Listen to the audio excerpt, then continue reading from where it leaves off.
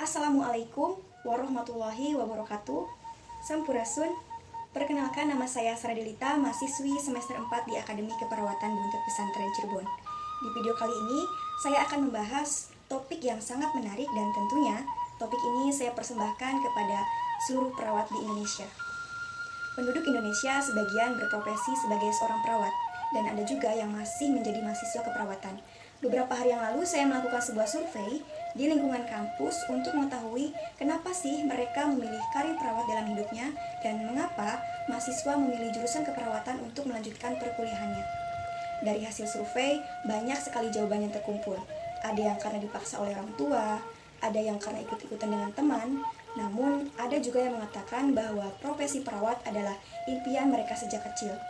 Selain itu, mungkin di antara kalian atau bahkan saya sendiri sering kali mendapat pertanyaan seperti, kok mau sih menjadi perawat, kuliah bayar mahal tapi nanti gaji kecil, dan sebagainya.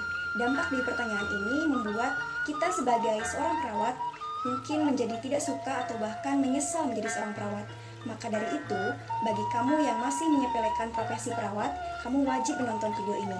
Setelah menonton video ini, kamu diharapkan bangga menjadi seorang perawat.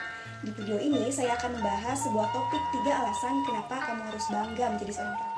Alasan yang pertama yaitu peluang bisnis yang sangat besar. Jika kamu mengatakan, wah susah sekali rasanya menjadi seorang perawat karena peluang pekerjaannya sangat sedikit, susah banget nih dapat kerjaan, maka itu bukan alasan. Bisa jadi kamu memang tidak ingin bekerja sama dengan orang lain karena kamu memiliki passion di bidang kewirausahaan. Jika kamu memiliki passion tersebut, maka kamu benar sekali masuk di keperawatan. Karena banyak sekali bisnis di keperawatan yang bisa kamu kembangkan dan bisa kamu olah dengan baik.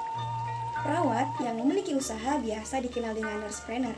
Jika kamu ingin menjadi nursepreneur, silahkan kembangkan bisnis di keperawatan. Misalnya, kamu memilih mengembangkan IT di keperawatan, membuat produk inovatif, atau mungkin membuka home care dan penyedia alat-alat kesehatan di rumah sakit. Jadi, jika kamu ingin menjadi pengusaha di keperawatan, maka kembangkan peluang tersebut. Kita lanjut ke alasan yang kedua, yaitu ilmu keperawatan adalah ilmu yang sangat bermanfaat untuk diri kita sendiri atau bahkan untuk orang lain. Kenapa saya berbicara seperti itu? Karena ilmu keperawatan bisa digunakan oleh siapapun, kapanpun, dimanapun, dan dalam kondisi apapun. Contoh kecilnya saja, ketika kamu sakit, kamu bisa mengetahui kondisi tubuh kamu yang sebenarnya. Atau mungkin kamu bisa merawat orang tua kamu, nenek kamu, kakek, kakak, adik, orang-orang terdekat kamu, atau bahkan suami, istri, anak, atau siapapun yang kamu kenal. Jadi tidak boleh ada lagi yang berkata bahwa saya menyesal kuliah keperawatan atau bahkan saya menyesal menjadi seorang perawat.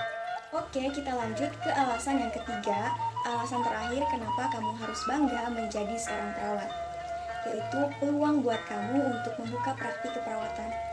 Dulu memang perawat tidak diizinkan untuk melakukan praktik keperawatan, namun saat ini sudah diizinkan untuk melakukan praktik dan menjadi angin segar untuk seluruh perawat yang ada di Indonesia. Praktik keperawatan biasa disebut dengan praktik mandiri keperawatan.